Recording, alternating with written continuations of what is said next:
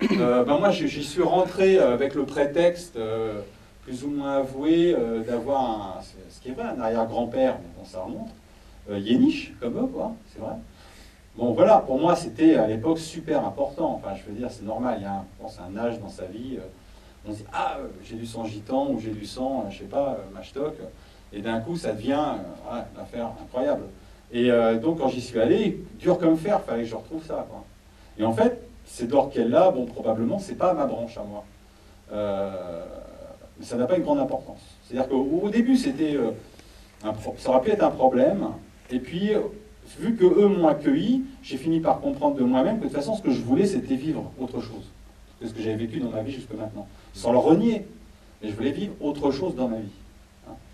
Et eux me l'offraient. Bon, that's all. C'est pas pour autant que j'allais chercher ma vraie famille qui, pour autant, m'aurait peut-être pas accueilli aussi bien. Alors eux, ils m'ont accueilli super bien, alors qu'ils ont une réputation à coupe au couteau à travers toute la région. Et les Dorquels, même sur le territoire français. Et donc, et je suis resté, sans me poser d'autres questions. Voilà. Alors donc, je suis rentré comme ça. Mais j'ai pas arrêté d'osciller entre statut de Gadjo. De toute façon, pour les autres, la majorité, j'étais un Gadjo, encore aujourd'hui. De toute façon, ça se voit, vos sapes. Par exemple, je n'irai pas avec ça. Maintenant, je pourrais y aller avec ça. Mais à l'époque, j'y allais avec ça, une petite fleur, un petit truc, c'est quoi cette affaire, quoi. Donc voilà. Donc il y a un moment, c'est vachement délicat. J'ai pas arrêté de me faire traiter de Gadjo par certains, pas par les Dorquels, et par les autres. Ils me regardaient même pas. De toute façon. Ils me regardaient même pas. Le racisme, il existe partout. Hein. Donc ils me regardaient pas, les pasteurs me regardaient pas, les femmes me regardaient pas, personne. Ils parlaient, le plus beau, devant moi, de moi-même. Soit pour dire des choses plus ou moins sympas, soit pour dire des choses pas sympas du tout. Tout ça pourquoi? Parce que je suis rentré dans cette famille-là. Ils avaient perdu leur père quelques mois auparavant, malheureusement, les fils là. Et donc Violette était seule. Dans les familles de voyageurs, l'amitié homme-femme, ça n'existe pas. D'accord. Hein. Donc, soit tu es l'amant, soit tu es le mari, soit tu es le commis, mais tu n'es pas ami. Tu vois. Comme il n'y avait plus d'hommes, ça devenait possible, entre guillemets.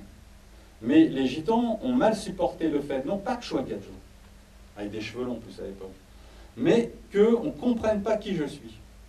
Alors les femmes venaient voir Violette, leur mère, on voit, celle qui lit les petits papiers au début du film, et puis ils disaient, mais qu'est-ce qu'il va faire cet homme-là? Mais elles étaient là, hein, 1,50 m, elles ne me regardaient pas, elles parlaient de moi, comme ça, voilà. Et puis elle disait, mais alors Violette, qu'est-ce que tu vas faire avec cet homme-là? Mais épouse-le. Elle disait comme ça, épouse-le. Je leur disais, il est mignon, vas-y, prends-le. Te prends pas la tête. Tu vois. Et parce que ce qui les emmerdait, c'est de savoir que je dormais dans la camionnette, on ne savait pas si j'étais commis, on ne savait pas si j'étais l'amant, ça ne va pas, surtout avec des évangéliques. Voilà. Alors à partir du moment où ma situation s'est un peu mieux déclarée, après ça allait, ça roulait. Et là, comme par hasard, j'ai remarqué que les gens se retournaient plus sur moi. Donc même moi, j'ai dû prendre des positions, une manière de marcher, des trucs comme ça, qui fait que les gens se retournaient plus sur moi, même ceux qui ne me connaissaient pas. Ils ne disaient pas, s'il faut là ce Gadjo. Voilà. Donc du coup, ouais, c'est comme ça qu'on rentre dans l'affaire. Et puis il y a eu quelques sales coups, quelques coups de fusillade, de trucs comme ça. Et j'ai eu l'occasion soit de rester, soit de me casser. Voilà. C'était très clair. Bon, j'ai pris des coups d'ailleurs, etc. Bon, bref. Et puis en plus, il s'en est venu aux armes. Bon. Alors là, même Violette m'a dit, la mère m'a dit, écoute Charlie, si j'étais toi, je prendrais ma caméra et puis je me casse. Je prends mon train, je rentre à Paris. Alors je lui ai dit, bon, je dis pas que c'est pas tentant, vu comment ça tourne le truc, tu vois, parce que c'était quand même un peu flippant. Mais je lui ai dit, mais alors, si je fais ça, qu'est-ce qui se passe? Il m'a dit, ah bah là, tu peux plus revenir. Parce que là, mes fils, ils t'attendent avec un fusil. Parce que c'est la trahison, tu vois ce que je veux dire? Tu n'as pas été solidaire à côté d'eux. On ne va pas te demander de tirer sur les gens, tu vois? On ne va pas demander forcément de t'exposer aux balles. Mais tu ne peux pas te barrer, ça veut dire que tu abandonnes femmes, enfants, tout le monde, quoi. Et alors je lui ai dit à ce moment-là, non, je reste. Hors de question que je ne revienne pas chez nous. Alors il a dit, ok, tu restes. À partir de là, c'était bon. Ça ne fait pas de moi un gitan, ça ne fait pas de moi un voyageur, je ne suis pas né, je n'ai pas le même réflexe que. Je m'en suis rendu compte au début, je voulais devenir voyageur. Pour ça, je ne filmais pas. Pendant 7-8 ans, je n'ai pas filmé. Je faisais des cassettes audio du monde évangélique. Parce que je voulais devenir voyageur. Je ne voulais pas me montrer comme un Gadjo. Donc, toutes les caméras, je les planquais, machin, j'avais un peu honte, quoi. Tout ce qui faisait trop Gadjo, je ne le montrais pas. Mais résultat des courses, Au bout de 7-8 ans, de toute façon, j'ai vu qu'il y a une limite à l'affaire. J'aurais pu devenir voyageur dans le sens où me marier, et puis voilà, rentrer dans le truc. Mais pas devenir comme eux, ils sont, la plupart. Ou alors il a fallu que je sois un gadjo comme Jean-Luc le pasteur, qui est passé par des étapes de sa vie dures, aussi dures que celles des gitans. Alors là, on peut tenir le coup. Mais sinon, on n'a pas les réflexes. On n'a pas la même... c'est un truc c'est cool quand on est autour du feu avec une bière à la main, mais pour la plupart, c'est super dur, même pour les femmes, comme pour les hommes, c'est super dur le monde voyageur. Dès qu'il y a des affaires d'honneur, des trucs comme ça, il n'y a pas le choix, il faut monter à l'affaire. Et s'il faut se défaire défoncer la gueule, voilà, il n'y a pas le choix, quoi. Parce que c'est une affaire de morale, comme il y avait certainement la même chose à l'époque du Far West ou d'autres choses, à l'époque où les communautés pouvaient être en danger, quoi. Il y avait un réel danger, ce qui n'existe plus quasiment chez nous, hein. Il y a une police qui met de l'ordre, mais là, c'est pas la même chose. Donc, du coup, j'ai pas pu, je voyais bien que quelque part, je ne pouvais pas devenir un voyageur comme je l'imaginais, quoi. Tu vois ce que je veux dire? Voilà. Tu dis chez nous, ça existe presque plus, mais chez eux, c'est chez nous. Et chez nous, c'est chez eux. Le danger, en fait, est toujours là. Et d'ailleurs, ces communautés, ou ces groupes, ou ces familles continuent à développer des stratégies ou des comportements de résistance. Et en même temps, tu rentres, toi, dans ce monde. Une des conditions de ces stratégies de résistance ou de survie, et qui sont évidemment, y compris dans cette région centenaire, c'est d'avoir des pratiques qui restent dans l'entre-soi ou d'avoir des codes qui restent dans l'entre-soi. Et toi, en même temps que tu rentres à l'intérieur du groupe et que tu commences à le documenter, en même temps, tu t'achemines avec eux, hein. J'ai bien compris aussi que le film... D'ailleurs, il y a toujours une ambiguïté sur la façon dont tu reflètes ça. Est-ce qu'il t'appartient? Est-ce qu'il appartient au Dorkel? Moi, pour bien le connaître, je pense qu'il appartient autant à toi qu'à Fred, hein, au sens du témoignage lui-même.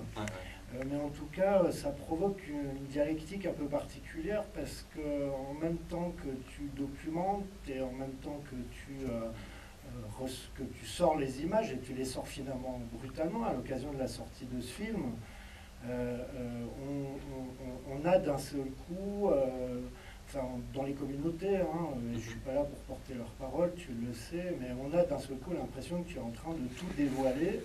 Et donc, on a un rapport très particulier à ton film qui est à la fois oui et à la fois non. Le non par rapport à ce que tu produis à l'extérieur en termes d'image, et le non par rapport à...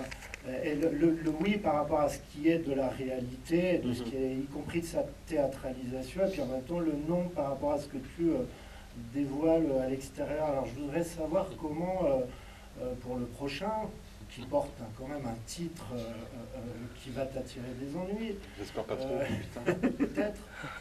J'espère pas, hein, mais en tout cas, voilà, c'est quand même, le syntagme le plus violent de cet univers-là qui marque ce film.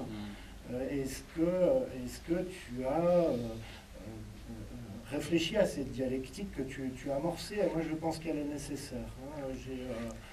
Je suis convaincu qu'elle est nécessaire et qu'elle permettra à chacun de mieux comprendre ce qui se passe. Mais est-ce que ce film va apporter une pierre supplémentaire? Parce que pour l'instant, je te dis, hein, ce que j'en ai moi comme retour, c'est oui et non, quoi. Ouais.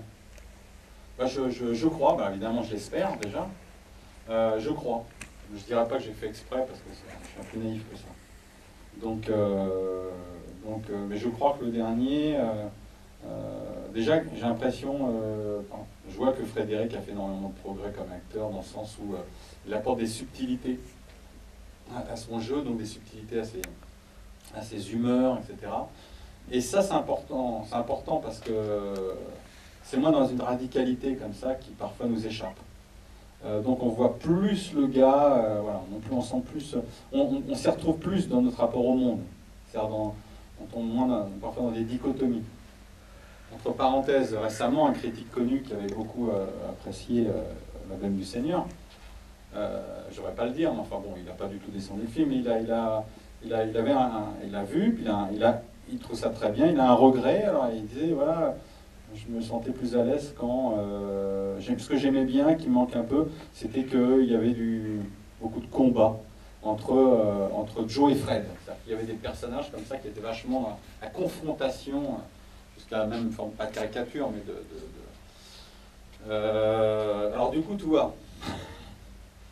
C'est-à-dire que des gens qui sont considérés comme de grands intellectuels de ce pays vont bientôt regretter l'époque où je filmais les gitans qui s'entretuaient. Donc, donc, je suis un peu, franchement, si jamais je réfléchis trop, je pense que je vais faire entre guillemets de la merde. C'est-à-dire que j'ai toujours remarqué dans la vie à vouloir plaire. On ménage la chèvre et le chou, on se gamelle. Donc, il faut que j'y aille avec les mêmes envies, les mêmes désirs, parfois même un peu caricaturaux. Quand tu dis ça m'appartient un peu, oui, ça m'appartient un peu, même parfois, pas forcément de forcer le trait, et qu'eux-mêmes forcent le trait, ça m'intéresse. Voilà, je ne suis pas totalement objectif. Je suis chez les Dorken, pas les pires, mais avec le Horneck et d'autres, c'est quand même ceux qui ont la plus sale réputation. Donc, forcément, je souligne le trait. Quoi. Et en même temps, je ne connais pas d'autres, c'est chez eux que je suis rentré. Mais quelque part, dire que oui, que j'essaie d'être une totale objectivité, non. Non, parce que quelque part, j'étais moi-même un peu en guerre contre mon monde. Voilà. Donc j'avais des comptes à régler avec mon monde. Pas méchamment, parce que moi je suis très respectueux, bien content d'avoir la famille, j'ai mes parents, etc. Pas de problème de ce côté-là. Moi je suis pas je renie pas. En plus, après ce que j'ai vécu avec eux, je peux pas. Mais j'avais des comptes à régler avec un monde qui me rendait plus nerveux, qui dépensait pas d'énergie à tort à travers, qui parfois, à force de vouloir être juste, provoquait d'autres injustices, qui a vouloir toujours être balancé, tiède. Dieu vomit les tièdes, hein, c'est marqué dans la Bible. Donc voilà, je me suis dit non, ça j'en peux plus. Alors il y a des choses que j'aime dans mon éducation, et c'est pour ça peut-être sans doute que je suis là, c'est grâce à ça. Mon éducation, mes parents, mes grands-parents, tout ça. Et puis en même temps, comme plein, j'en ai bavé, quoi. J'en ai bavé, pas forcément parce que j'ai fait une école de sœurs puis une école de prêtre, quoi. Mais j'en ai bavé, quoi. Parce qu'il y a un moment, voilà, tu es autour de la table le dimanche en famille. On n'appartient pas à un monde où les choses se disent, ni l'amour forcément, ni la haine. Donc on est dans le doute, donc on en développe des névroses, on en développe des timidités. Moi je crois que j'ai été servi de ce côté-là. Et je me dis, bon, merde, fais gaffe, quoi. À un moment, je me suis dit, il va falloir aller transpirer quelque part. Évacuer, quoi. Quand je dis évacuer, c'est évacuer sa merde aussi interne, qu'on a accumulé toutes ces années, quoi. Surtout lors de l'adolescence. Alors, quand je suis allé là-bas, oui, je me suis guéri. Je l'ai dit tout à l'heure, je vais au Mexique, je me guéris. C'est vachement égoïste, hein, c'est pas... moi, je ne fais pas partie des réalisateurs. Ah, j'ai voulu faire du cinéma parce que je voulais partager avec des milliers de personnes mon bonheur pour le cinéma. Rien à voir avec ça. Moi, je suis bien content quand les gens aiment mon film parce qu'aujourd'hui, j'ai conscience de faire des films. Mais je ne suis pas allé faire ça. Je n'ai pas voyagé ou voulu faire des films pour ça. Moi, c'était pour me soigner, quoi.